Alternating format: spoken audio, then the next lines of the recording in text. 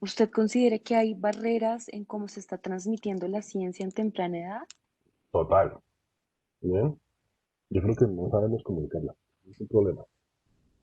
Y de ahí que se creen tantos mitos en torno a la ciencia, ¿no? Ujú. Mitos que creo que han perdurado a través del tiempo y que desafortunadamente todavía siguen. El mito de la química, la física, las ciencias biológicas, las matemáticas. Yo todavía recuerdo cuando yo fui a estudiar química, ¿no? Todo el mundo me preguntaba, ¿para ser profesor? No, no es licenciatura en química. Ah, para ser ingeniero. No es ingeniería, ¿no? Hay un desconocimiento total, yo diría. Hay unos mitos que se han creado a través del tiempo y que creo que todavía no los hemos logrado superar, ¿no? Y es la ciencia es para genios, la ciencia es difícil, eh, y todavía lo vemos, ¿no? Cuando un estudiante dice, voy a estudiar matemáticas, todo el mundo lo mira como, ups, ¿esto qué es? El bicho raro de la clase, ¿no? Y yo creo que no hemos sabido comunicarlo, o sea, yo creo que poco a poco, mucho, paso a paso hemos ido avanzando, sí, eh, creo que ya llevamos experimentos a los niños, eso es una cosa sumamente importante, que se den cuenta que un cambio químico no es otra cosa que un juego, pero yo creo que Ujú. todavía nos falta quitar ese mito de las ciencias como algo más allá de la realidad, como algo más allá de, de un promedio, de una actitud, de estar loco, estar desocupado, estar sin dinero. Entonces, he escuchado muchas veces es que si usted estudia química, ciencias biológicas, ciencias de matemáticas, de ciencias, entonces va a morir de hambre. Hay tantos mitos que realmente eh, tenemos que de alguna forma derribarlos, ¿no? Que son más que mitos. Y por ejemplo, desde el departamento, obviamente que acá estamos hablando de una formación, no en cuanto a la formación temprana, ¿qué consideraciones cree, o desde su rol como director, que el departamento podría contribuir? O sea, en desmitificar un poco este imaginario tan equivocado que hay frente a la ciencia y empezar, pues no a hacerle propaganda, pero sí a posicionarla como deberíamos. Yo creo que en el departamento se han hecho algunas actividades, ¿no? Nosotros por allá, por el 2008 más o menos, empezamos con el famoso teatro químico. Teatro Ujú. químico, recuerdo que fue una idea muy buena, y mi memoria no falla, empezó el profesor Andrea Raiva a, a, a hacer el famoso teatro químico. Y yo creo que eso fue una cosa sumamente interesante. Trajimos colegios, traíamos estudiantes de primeros semestres para ver la química como eso, ¿no? Como un teatro muy interesante, como un juego. También recuerdo que poco tiempo después, creo que el teatro químico fue inclusive antes, con la ayuda de Carolina empezamos a atraer a los niños, a traer a los niños a jugar, ¿no? Creo que eso ha continuado con mucho éxito afortunadamente, pero siempre hemos tratado de hacer ese tipo de cosas, ¿no? El teatro químico, la de los niños, es decir, algunas veces Carolina, especialmente la que guía eso, hacer química desde la casa. Entonces hay una serie de actividades que sí, que creo que son muy importantes en ese contexto. No solamente de la química, de la ciencia en general, ¿no? Ese acercamiento de los niños, no hay nada más bonito. Por ahí hay unas fotos muy bonitas que hace 5 o 6 años, creo que más. Ver a los niños con su bata, con su laboratorio, hay una foto muy bonita con nuestros monitores. No, realmente hay cosas muy bonitas para que los estudiantes se acerquen a la ciencia, específicamente, y se desmitifiquen la ciencia, es que yo creo que no es que se acerquen, es que se desmitifiquen. Ujú. Sí, desde hace, yo creo que más de, como desde 2008 para acá, hemos hecho varias actividades en ese contexto, en ese camino, ¿no? De acercar a los niños de los jóvenes a la ciencia. De hecho, también recuerdo por allá yo no me acuerdo, como en el 2005, hubo un programa muy bonito que se llamó, ¿cómo era que se llamaba? Que también, ese sí lo lideró la facultad, y era algo de acercamiento a las ciencias para estudiantes de bachillerato. Ya en este momento no me acuerdo el nombre, tenía un nombre hasta bonito. Entonces sí hay unos esfuerzos interesantes por parte de la facultad y del departamento en ese contexto de acercar la ciencia a los niños y a los jóvenes, en ese proceso, repito, de identificarla. Y digamos, ¿usted cree que, o sea, la formación del científico, no sé si aplica 100% para la Universidad de los Andes, pero puede que en algún punto, digamos, al enfocarse en investigación, que veo que es el corte de formación de la universidad, en algún punto se pierde ese interés como por continuar comunicando las ciencias como usted la está describiendo, como la química es un teatro y nos hemos encontrado hablando con los diferentes directores de departamento y los miembros del comité editorial, como que en el momento en el que se enfrentan a estudiar ciencias descubren que es algo completamente distinto a lo que pensaron que era. Entonces, ¿cómo, digamos, desde una plataforma como la que podría ser la revista Hipótesis, podríamos contribuir con ser un puente entre los investigadores, entre las posibles nuevas personas que puedan interesarse por estudiar la ciencia, y porque entre los mismos departamentos, digamos, también sepan qué se está produciendo y poder como sacar el potencial en términos de comunicación frente a las ciencias uniandinas? Desde su Yo, rol desde el departamento, ¿cómo cree que podríamos contribuir en eso? yo creo que, es decir, la ciencia, yo creo como todo, debe llegar en el lenguaje más sencillo posible, ¿no? Yo creo que esa es una de las cosas más importantes donde hipótesis puede contribuir. Y es cómo llegarle a las personas independientemente si tienen información, si tienen bachillerato, si son niños, es llegar con un lenguaje totalmente accesible a cualquier persona. Y yo creo que eso es lo que nos falta mucho en la comunicación científica. Muchas veces creemos que la rigurosidad tiene que darse en todos los contextos, y no necesariamente es así, ¿no? Si voy a publicar un artículo en la revista que tengo que publicar mi investigación, pues es importante el lenguaje. Pero la pregunta es cómo comunico yo eso a alguien que no es especialista. Yo creo que ahí es donde tenemos que jugar un papel fundamental, es también cambiar el lenguaje. Y eso creo que es una cosa importante de hipótesis, ¿sabes? Mire que yo puedo leer, es decir, cambio climático, si va a ser cualquier ejemplo que se me ocurra así como los locos, cambio climático sin tener que poner una ecuación con 10 parámetros. Oiga, pero se puede sin ningún problema, ¿no? Hay muchos temas que son realmente apasionantes. eh, Hay unos temas de punta que son terriblemente apasionantes y es que si los bajamos a un lenguaje normal, cuando digo normal es que no vamos a meter la rigurosidad,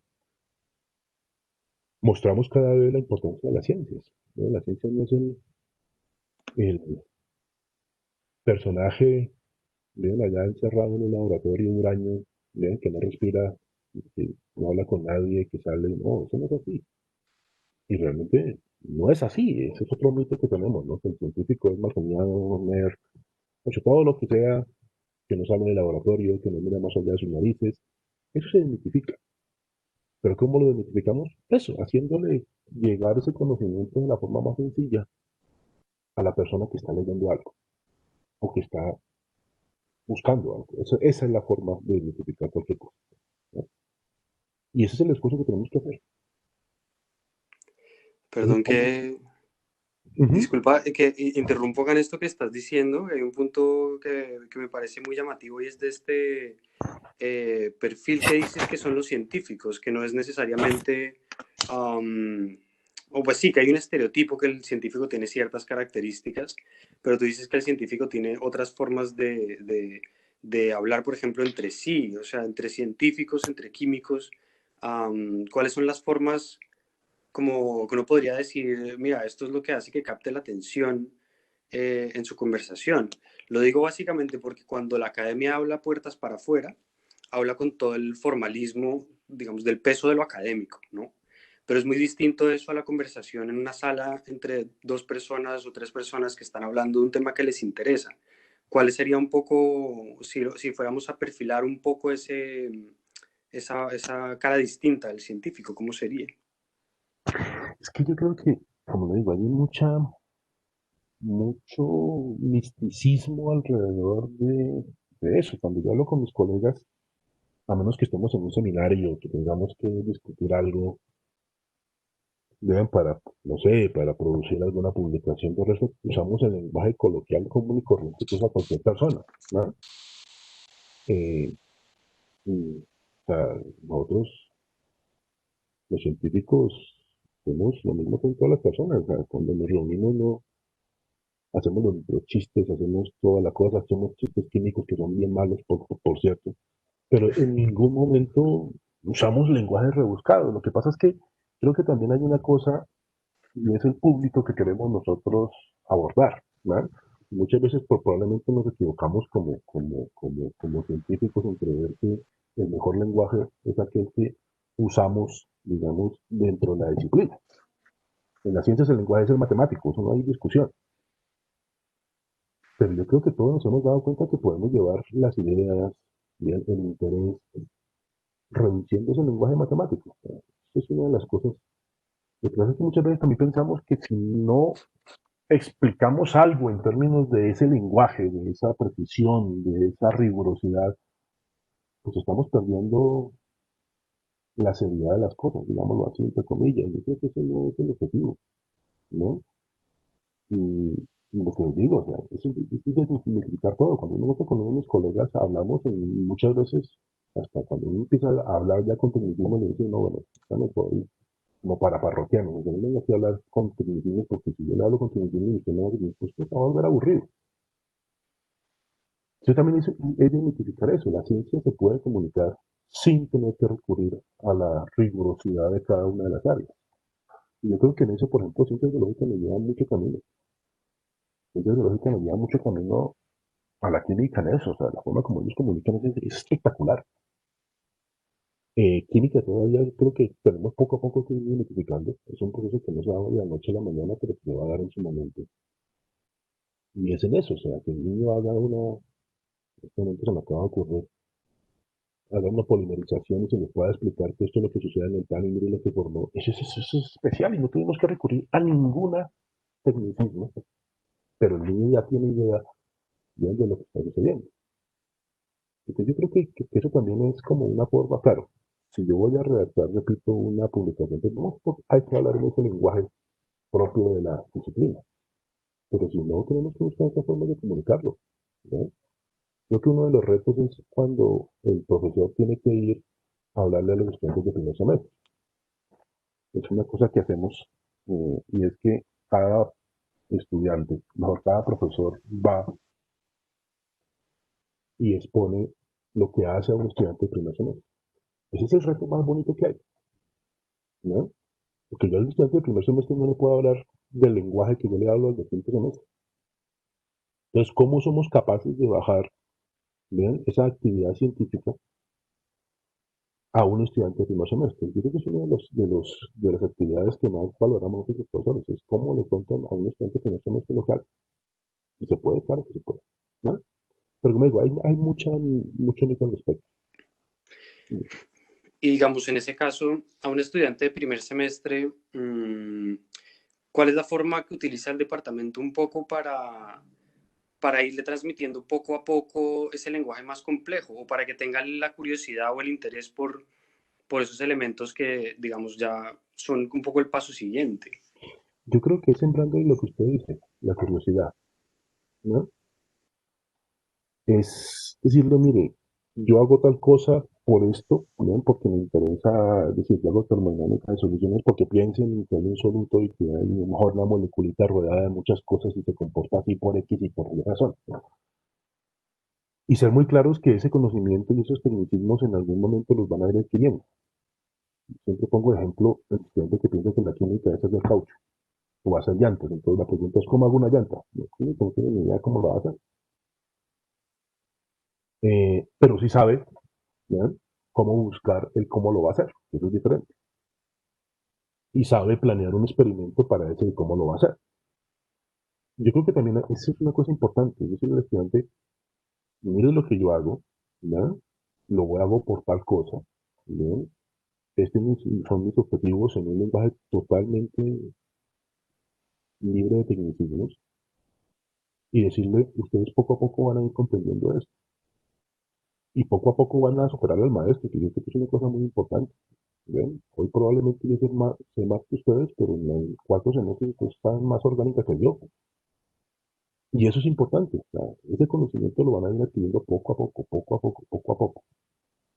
Y lo más importante es decirle, mire, esto no es simplemente que ustedes van a hacer, es simplemente voy a darles las herramientas para que ustedes puedan hacer.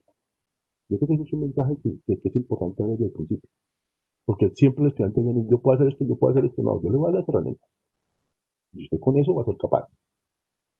Y esas herramientas va a irlas pues adquiriendo poco a poco, ¿no?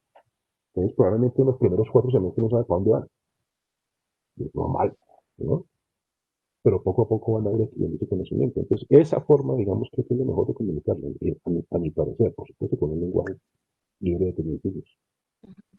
Pero y digamos, entre profesores, ¿cómo motivamos o cómo podemos hacer que se mantenga la curiosidad entre los profesores? Digamos, si están muy enfocados en sus líneas de investigación, la carga de la docencia es muy importante, pero finalmente son como nuestro productor de contenido principal a la fecha. Ujú. Entonces, ¿cómo lograr entablar puentes, ya sea dentro de los mismos profesores del departamento, como de pronto poniéndolos a conversar con otros departamentos dentro de la facultad? ¿Cómo podríamos Yo creo que eso es un hacerlo? fenómeno que ya se está dando, ¿no? Que se está dando desde hace un buen tiempo, ¿no? Que es la comunicación con otros departamentos. La interdisciplinaridad cada vez cobra más peso. Ujú, Si uno compara, yo comparo cuando entré hace casi 20 años. Hace 20 años éramos como muy como la islita, ¿no? La isla de química, eh, hablo por química, ¿no? Cuando entré conocía mucho los demás departamentos, pero poco a poco la interdisciplinaridad está llegando. Es decir, uno de mis colegas, un buen número de mis colegas está haciendo investigación interdisciplinaria, bien sea con departamentos de la misma facultad, ujú. como con ingeniería principalmente, ¿no? Ya algunos están estudiando artes inclusive. Entonces, eso se está dando, ¿no?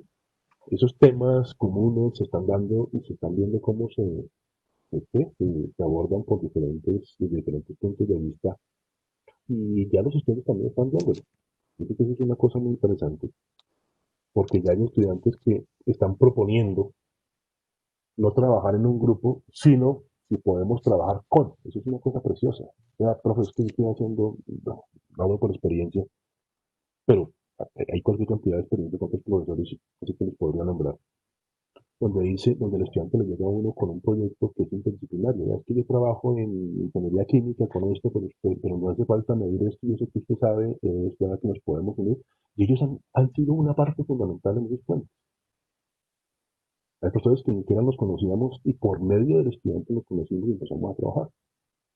Entonces, yo creo que eso se está cada vez dinamizando más. Yo creo que porque la tendencia es esa, ¿no? La interdisciplinaria. Somos muy pocos los que somos islitas y no vemos más allá, ¿no? No vemos más allá, no necesitamos, porque nuestra isla, digamos, es como tan aislada en el Pacífico, que hace que pase eso, pero ya la mayoría de áreas están cogiendo ese papel total de disciplinaridad. Es como miro, y los estudiantes están haciendo un papel fundamental en eso. Y los estudiantes en este caso, ¿tiene algo que ver con el hecho de que sean de doble programa o no necesariamente? No Pueden ser necesariamente, simplemente... no necesariamente. Digamos ya, yo creo que ya hay como mucha curiosidad por lo que están haciendo los demás, ¿no? Entre ellos se comunican, buscan. Claro, es algo que están haciendo, por supuesto, no es que sea muy difundido, pero sí se está viendo que el estudiante está interesado por eso, ¿no? Buscar qué, otras alternativas a la investigación propia de un grupo específico en el departamento. Están buscando ya nuevas formas de interaccionar. Y como le digo, cosa que hace muchos años ni siquiera lo pensábamos, pero ahora es muy común que el estudiante sea el que propone Y en ese contexto. desde el departamento están haciendo algo un poco para saber a qué otras áreas fuera de las ciencias están tendiendo también los estudiantes de química. O sea, su curiosidad fuera de las ciencias, Pues en ¿sabemos un este poco cuál es o momento no? No. hay una cosa muy chévere que se ha dado desde la facultad, no solamente en el departamento, y es esa interacción con facultades que tradicionalmente no se veía una conexión, digámoslo así. Y eso ha sido una cosa importante y los estudiantes lo han tomado de una forma muy positiva. Nosotros, de hecho, química, hace unos, creo que 4 o 5 años en este momento, yo para los soy muy malo, tuvimos un workshop muy interesante en donde participó ingeniería, artes, química, que fue sobre arte. Y realmente fue sumamente interesante, ¿no? Entonces teníamos el público, artistas, científicos, conservacionistas. Yo creo que poco a poco eso se va haciendo tanto en la facultad como en el departamento, se está haciendo cada vez más, está más presente, digamos, en el día a día. Ya los estudiantes le proponen a uno, oiga, profe, mire, tengo un caso de un estudiante, bueno, de química, ¿no? De química es conmigo, me dice, mire, yo soy de literatura y me gustaría hacer esto con el departamento. Es una cosa preciosa, o sea, están ellos mismos eh, proponiendo, otros dicen, ya es que yo sé que hay un profesor de ingeniería que tiene tal cosa, será que podemos hacer un trabajo conjunto. Hay cosas muy interesantes. Pero yo creo que en este momento, tanto estudiantes como profesores, estamos cambiando un poco, que no es fácil tampoco, ¿no? El chip, y algunos son más abiertos, ¿no? A ese proceso de hacer todo interdisciplinar. Dentro de estos proyectos de estudiantes que mencionas, ¿hay algunos que pudieras destacar? Porque nos interesa un poco también hablar con ellos y preguntarles cómo ha sido su experiencia mezclando Ujú. estas disciplinas. Sí, por ejemplo, hay un caso muy bonito que es Sofía Ortegón. Yo me equivoco, es Ortegón. Yo por lo menos soy muy malo. Está trabajando con ingeniería, con el profesor Osma y con el profesor Ricardo. Eso es un caso precioso. Otro que es Camilo, creo que es. Él hace doble programa con literatura. Tiene unas ideas fenomenales. Mm, tuvimos también, bueno, otro doble programa con ciencias biológicas y química, y también tienen cosas muy interesantes interdisciplinarias. Hubo un ejemplo muy bonito pero en este momento el nombre, como siempre, perdónenme, pero no. Es un químico nuestro que hizo su tesis, perdón, hizo su maestría en periodismo. Es un ejemplo precioso, ¿no? Pero en este momento se me olvidó el nombre. No, lo puedo averiguar. Yo creo que es un ejemplo precioso de alguien que realmente estaba buscando esa parte de comunicación científica.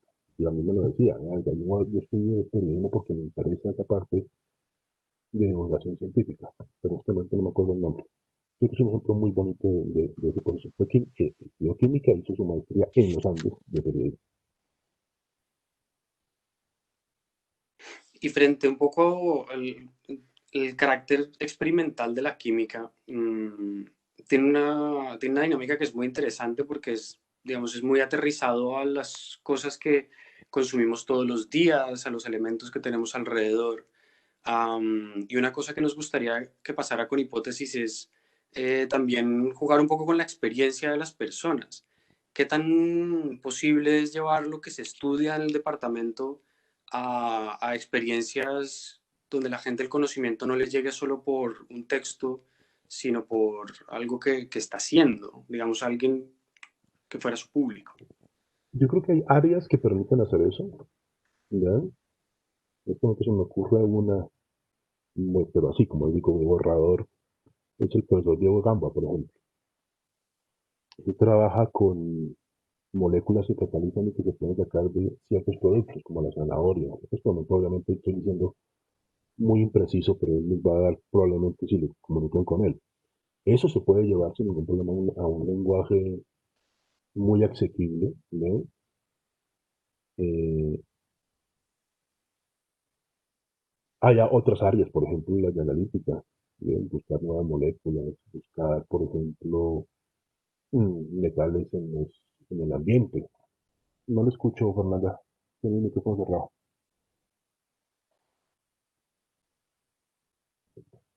Perdón, estaba diciéndoles algo aquí. Ah, Tranquilo.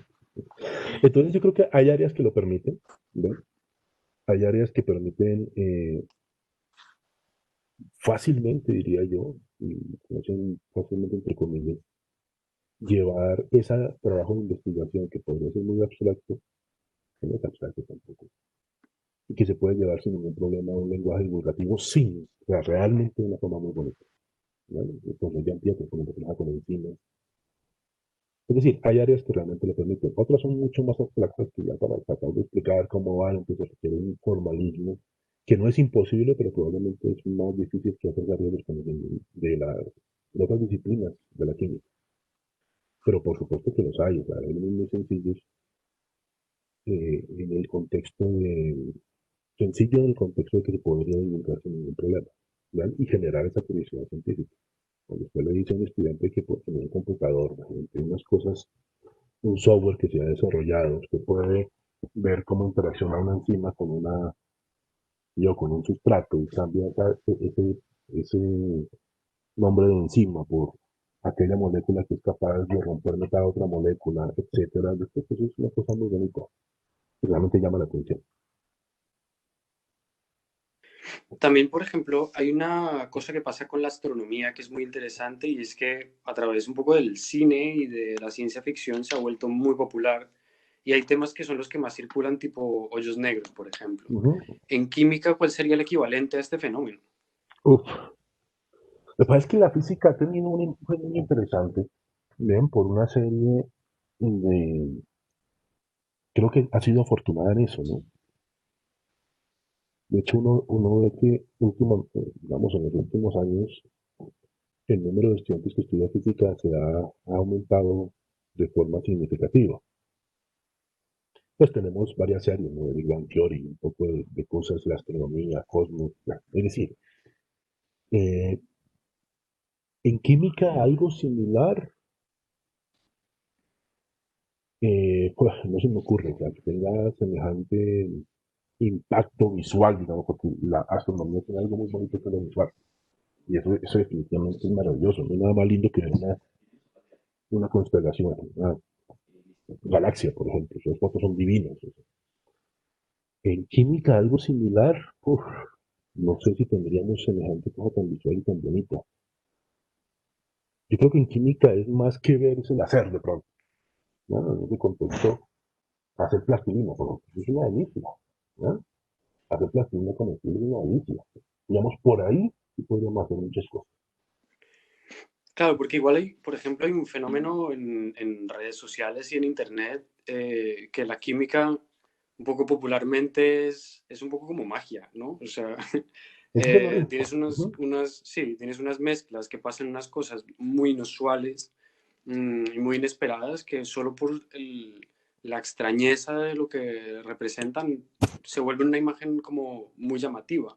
Y al final es un poco con lo que están ustedes trabajando todo el tiempo. Pero sí, va por ahí un poco la pregunta. Pues eso fue una de las cosas muy bonitas que logró el teatro químico. ¿Ya? Por allá en el 2008 más o menos. Cuando el profesor Andreas lo empezó, después lo continuó pero un profesor que se nos fue, este momento, perdón, que se me olvida el nombre. Eso sí es una maravilla, ¿no? Cuando usted ve una reacción donde cambia de un color a otro, ¿no? Por ejemplo, una cosa que veíamos era la rosa que se introduce en nitrógeno líquido y luego se saca. Es decir, hay unas, digamos, la química en ese contexto, ¿no? Es fenomenal cuando es visual, cuando es de hacer, ¿no?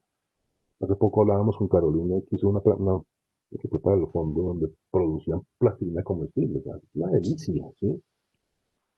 Llama la atención a cualquiera, o sea, el hecho de sentir la textura del material, lo que se está produciendo, y en ese contexto sí podemos hacer mucho nosotros como químicos. Pues desafortunadamente tenemos las cosas tan lindas que produce una astronomía, que es preciosa. Las imágenes son cualquiera cautiva. En la química sería su símil en torno molecular, ¿no? Eso es una delicia. de saber que usted puede producir un volcán, y hace un volcán sin ningún problema. Dice uno, pero ¿cómo es eso? ¿Cómo es esa maravilla? Los colores, etcétera, el color de la llama, toda esa cosa, eso es magia realmente, ¿no? Eso fue el principio de la alquimia en su momento. Y es como se pasa y lo usan mucho como magia, o sea, no tiene magia, es una reacción química. Yo creo que por ahí podríamos hacer muchas cosas.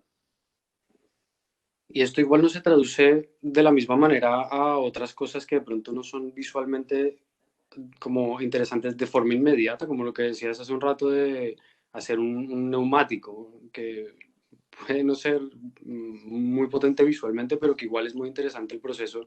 ¿Crees que podemos traducir esos fenómenos un poco más, bueno, no normales, no, no sabría cómo describirlos, pero llevarlos a un punto donde sean también legibles por lo visual? Yo creo que podríamos tener algunas cosas, ¿no? Eh, Sin embargo, probablemente es crear mucho, ver cómo se hace ese proceso, ¿no? Y ahí viene una parte muy interesante, es cómo cada paso del proceso genera una nueva sustancia, un nuevo material o mejora un material. Y si se cuenta digamos, de una forma accesible, sí, realmente genera mucho impacto, ¿no? Como paso en el caucho, en un líquido, el látex, y lo fue capaz de convertirlo en una llanta, como se hacía en un tiempo. Eso es genial, se puede hacer, claro, se puede hacer, ¿no? Hay algunos experimentos en química, por supuesto, que son geniales. Por ejemplo, los fenómenos de fluorescencia son preciosos, ¿no? La pues lo que recibió el premio Nobel hace como 20 años, la proteína verde que se sigue a través del cuerpo, eso también puede ser sumamente interesante, ¿no? Ver que por el cuerpo usted inserta, por ejemplo, un isótopo y ve que ese isótopo se transporta a través de las células y llega justo a donde queríamos, eso también es impresionante y eso es pura química, ¿no? Entonces, la química, o sea, eso es pura química. Y en ese contexto sí, claro que se puede hacer.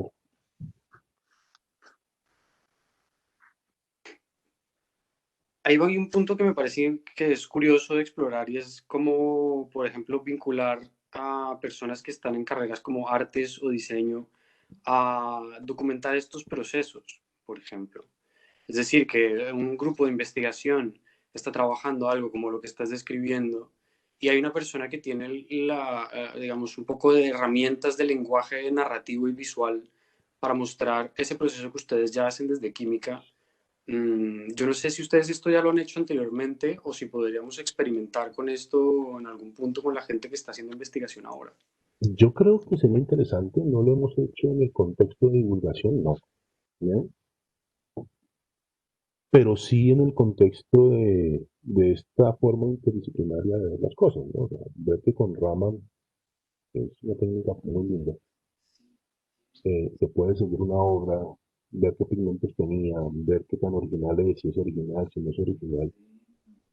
Eso es una técnica que en este momento está tomando mucha fuerza, ¿no? Porque no es destructiva.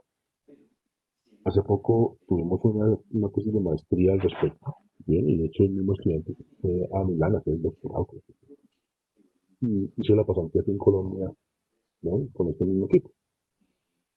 Eso es algo genial, o sea, es algo genial que estamos viendo ya, y que por supuesto, si lo lográramos divulgar de la forma adecuada, por supuesto, ¿no? Viendo que un Rámano es un poco ahí de luz, etcétera, eso genera una serie de cosas que estamos haciendo poco a poco, ¿no? Todavía no es tan grande como quisiéramos.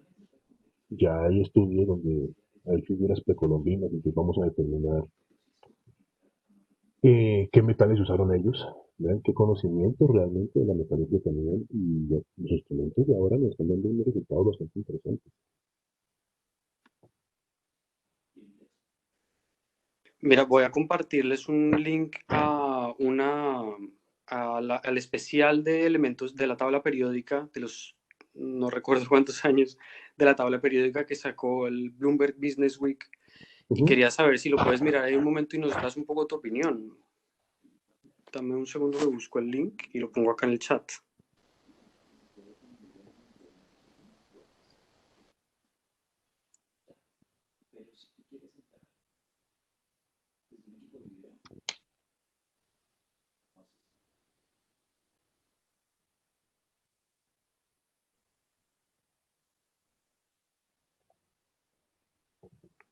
Ahí está. Ya lo abro.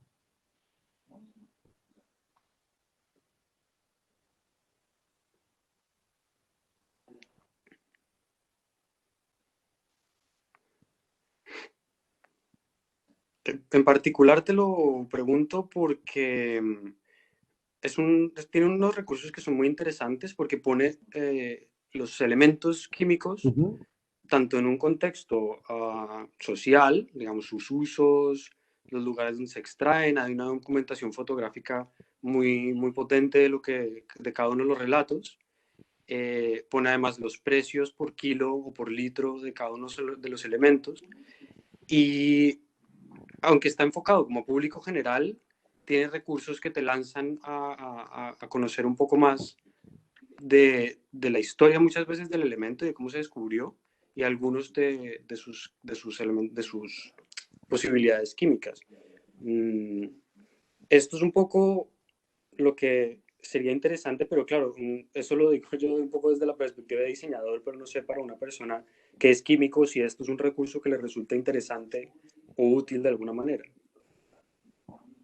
Mm,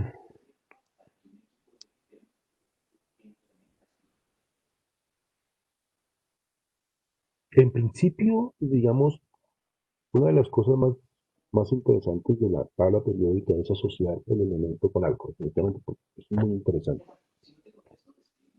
Eso es indiscutible. O sea, cuando uno asocia el elemento con algo de la vida real, eso obviamente crea automáticamente un clic muy interesante.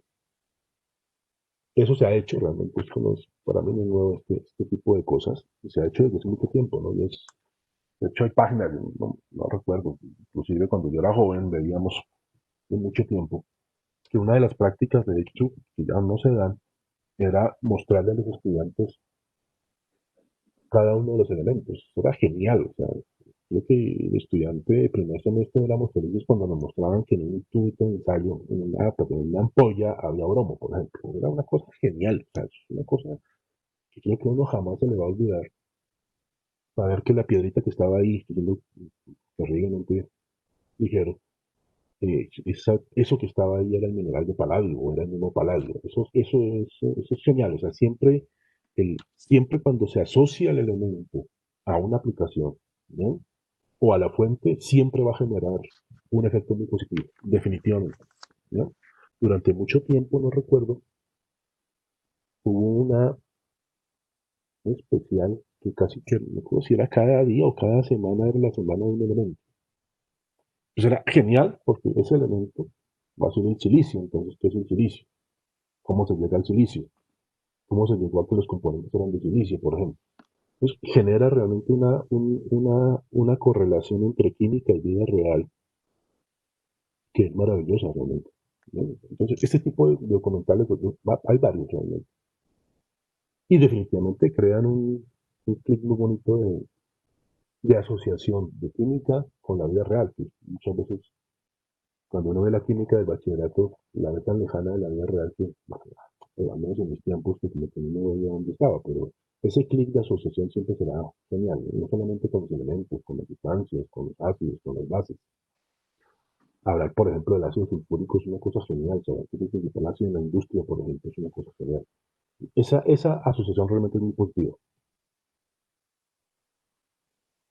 Y por ejemplo, en la bibliografía que se utiliza en las diferentes asignaturas de química en la universidad, um, ¿qué características tiene esto y qué un poco qué dicen los estudiantes cuando revisan estos materiales que les piden de leer? Es que hay varias cosas, ¿no? Digamos, la química de la universidad tiene una serie de objetivos que son muy claros en un sentido de formación, ¿no? Eh, y es en el sentido de adquirir unas habilidades y unos conocimientos específicos, ¿no? Que se supone que son base, bien sea para otros cursos, o que son base para otros cursos, no bien sea. Entonces es muy difícil entrar, digamos, dentro de ese contexto de libros donde nos muestren esas asociaciones, ¿ven? Es decir, los objetivos que se plantea un curso muchas veces no nos permiten hacer esto. Lo que necesitamos es que el estudiante sepa sobre esto, y adquiera esas habilidades. Entonces, necesitamos esto y esto. Entonces, en ese contexto es muy difícil, ¿no? Los libros cada vez realmente, si uno mira los libros de hace 30 años con los de ahora son mucho más visuales. Esto es una cosa muy positiva. Entonces ya muestran unas cosas adicionales que sí, que se me hacen muy positivas. Pero a nivel, digamos, de un curso normal de química, es muy difícil este tipo de asociaciones porque no hay tiempo, ¿no? Y no hay tiempo, mucho, ni hay tiempo ni son los objetivos. Porque necesitamos que ellos adquieran una serie de conocimientos, habilidades y destrezas, ¿no? En un cálculo estequiométrico, en una constante que va a servir después para diferenciar cierto material. Pues realmente esa asociación, digamos, a nivel de un curso disciplinar, no se contempla, te diría. Pero ¿tú crees que estos elementos, digamos, podríamos llamar un poco elementos de diseño, mejorarían la capacidad de ellos para entender esos mismos puntos que quieren transmitirles? Es que en la medida que hagamos esas correlaciones, lo visual siempre será importante, ¿no? Eh, por eso es que las simulaciones últimamente, por ejemplo, a nivel de reacciones químicas, cada vez toman más relevancia, porque no es lo mismo pintar carbono más lo que sea, a poder simular, ¿no? En un ambiente con ciertas condiciones una reacción. Entonces, explicar la ley de Boyle con dibujitos de bolitas y encerradas en una cajita es precioso. O sea, por supuesto, cuando uno tiene ese tipo de herramientas visuales para algunas partes, por supuesto, para otras no, mucho más difícil, siempre será positivo, ¿no? Cuando uno explica la ley de Boyle con unas bolitas y aumenta la temperatura y la velocidad aumenta, es una cosa preciosa para explicar la ley de Boyle, ¿no? Bueno, esto no es ley de Boyle, es de Charles, realmente. Pero hay algunas otras que sí es más complicado, ¿no? Que es como más abstracto. Pero por supuesto, en la medida que podamos, de hecho, ya algunos profesores, si uno mira las diapositivas de hace 20 años con las de ahora, las de ahora son terriblemente visuales, por ese contexto, porque es mucho más fácil la asociación. Porque de hecho, hay un ejemplo que es muy interesante, corrígeme si me equivoco porque igual fue hace un tiempo, pero era cuando empezó a pasar todo esto del COVID, que apareció una gente con un videojuego donde la gente lo que jugaba era sintetizar moléculas, pero todo esto es información que se estaba recopilando y que era útil para encontrar una vacuna. Es decir, que es un videojuego, pero que tiene una aplicación práctica y la persona que lo está jugando igual está aprendiendo sobre el proceso que está haciendo. Yo no sé. O sea, creo que para despertar la curiosidad puede ser muy interesante. No sé a nivel disciplinar si sea interesante o no. O sea, creo que no estaría tan seguro, pero si es para despertar esa curiosidad de cómo la ciencia, desde este punto de vista de la química o de la bioquímica, puede apoyar a luchar contra un virus y la forma como se puede pegar, yo creo que es muy chévere ese acercamiento, ¿no? O sea, es como decirle, venga, que así es como se juega, y que realmente no difiere mucho tampoco, pero a nivel de motivar, digamos, que de la ciencia se llegue a una solución, me parece interesante. A nivel disciplinar no estoy tan seguro, si fuera o no fuera aplicable, pero por supuesto para la curiosidad de un niño, por ejemplo, de un joven, de un adolescente, es genial, claro, ¿no? Estamos uniendo lo visual, ¿verdad? Estamos uniendo su día a día con el juego, que es tan importante ahora, y puede ser muy interesante.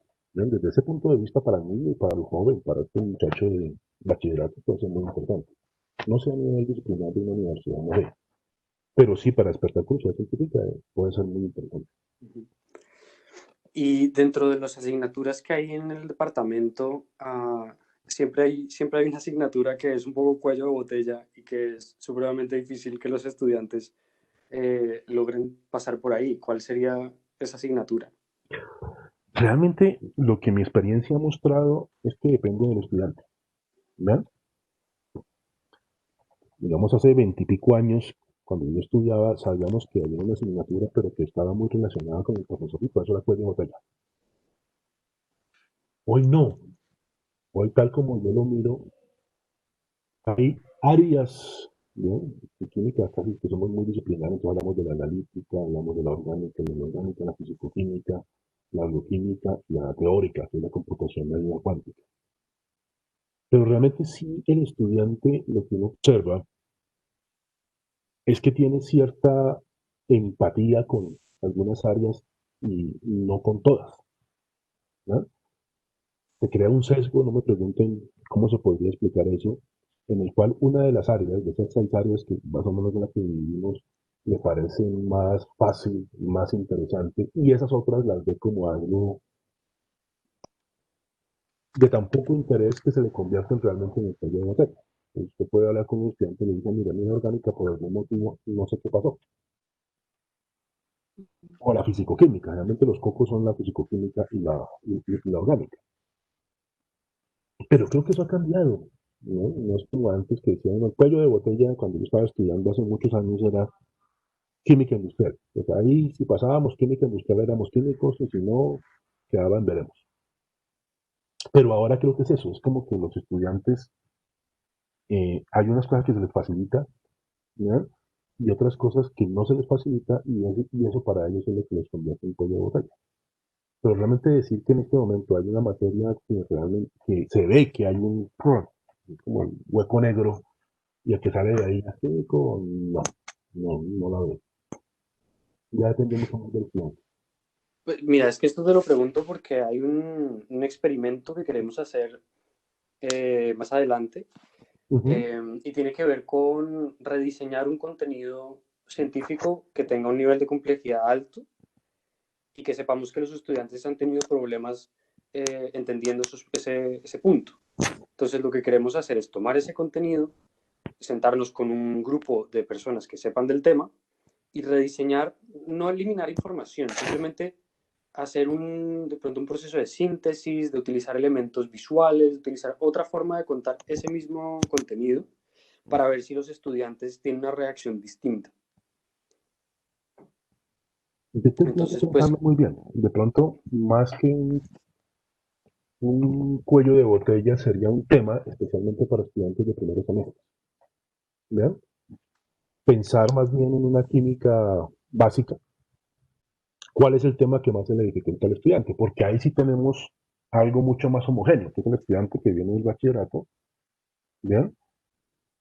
¿Y qué tema de esos sería lo que más se le dificulta? Ahí sí veo que podría ser muy útil el ejercicio. Ya a nivel de materias no la veo, porque hay estudiantes que son muy buenos en unas, pero en otras, por algún motivo, no me pregunten por qué, no les fluye. En cambio, si lo cogemos en un curso, recién entran a la universidad, me estoy imaginando ahorita química, que es como, digamos, uno de los cuellos de botella, no como estudiantes de química, sino realmente en la universidad, son física, química y matemáticas. Mirar que de esa química, de esos cursos, de esos temas que se ven en la química básica, digámoslo así, qué temas podrían ser los que más se le dificultan al estudiante. Y ahí sí tendríamos cualquier cantidad de información, porque tenemos los parciales. Y tenemos los parciales de 900 estudiantes. Bueno, son 500 por semestre, pero por año tendríamos casi 900, 1000 exámenes. Bueno, exámenes, multiplique eso por 3 parciales y multiplique por el examen final. Entonces podríamos hacer seguimiento a cuál tema definitivamente es el que se le dificulta y sobre ese podríamos trabajar, más que una materia como tal. y esto ya como tiene que ver con un tema de evaluación. ¿Tú crees que desde el departamento nos podrían ayudar para hacer este experimento? Es decir, hacer una muestra de un grupo de estudiantes que trabajan con el contenido normal sobre ese tema y otro grupo de estudiantes que trabajan con el contenido rediseñado y que pudiéramos medir esto de alguna manera a través de las evaluaciones que ya tienen que hacer. ¿Esto es posible? Sí, claro, yo no veo ningún problema. Y de hecho ahorita estamos trabajando con Conecta en algo muy interesante que es un nivelatorio, porque hemos visto que el nivel con el que vienen los estudiantes del bachillerato es muy heterogéneo. Entonces lo que estamos buscando es un curso nivelatorio que nos ayude a dejarlos en un punto común, ¿no?, en un mismo nivel a todos y así podamos dar una química universitaria. Y para eso hemos hecho algunos exámenes, inclusive algunos exámenes dentro de las clases para poder hacer una validación de las preguntas. Y yo no vería ningún problema. De hecho, eso lo han hecho, lo hemos hecho durante mucho tiempo, ¿no? Es, por ejemplo, cuando vimos estas reformas, un profesor tomaba una modalidad, el otro profesor tomaba otra modalidad y después comparaban a ver cómo les había ido. Eso no tiene ningún problema. Yo le tengo que pedir, si quieren nos reunimos después, pero dentro a clase. Claro que sí. Sí, Vale, qué pena con ustedes. Me acabo de No, dar Edgar, cuenta la hora. la hora. vale, no pasa nada, igual Pues estamos. muchas gracias. Sí, quedamos en comunicación. Queríamos preguntarte si es viable de pronto seguir conversando vía WhatsApp. Sabemos que el tiempo de ustedes es un poco limitado y de pronto a través Ujú. de notas de voz podríamos hacerte preguntas y Yo conversar. prefiero así ¿Prefieres porque así? Ok, sí, yo odio las redes, aunque bueno, yo no tengo redes, solamente tengo WhatsApp y la miro cada vez que pero preferiría así porque perfecto, sé que les dedico un tiempo y me es más listo. fácil, ¿no? Y no estoy como, porque con WhatsApp muchas veces ni siquiera le contesto, entonces pasa el otro día y voy, plop, y me da pena realmente. Bueno, Edgar, Pero perfecto, digamos, si es una reunión, yo no tengo ningún problema. La cuadramos y yo sé que ahí estoy disponible para ustedes. perfecto. Bueno, muchísimas No gracias. a ustedes, qué pena que tengo que salir, pero es que Tranquilo, ya esperen muchos clientes. Muchas gracias, entendemos. Edgar. No, ni me faltaba Santiago, muchas gracias, Fernanda, muchas gracias. Marta, muchas gracias. Ay, la pues qué mal partida. Hasta luego. Bueno, que tengan buen día, ¿no? Cualquier cosa Buen día. simplemente me dicen y volvemos a hablar, no hay ningún problema. Perfecto. Perfecto. Vale. Muy Buen día. amable. Hasta Buen luego. día. Chao, que vaya bien.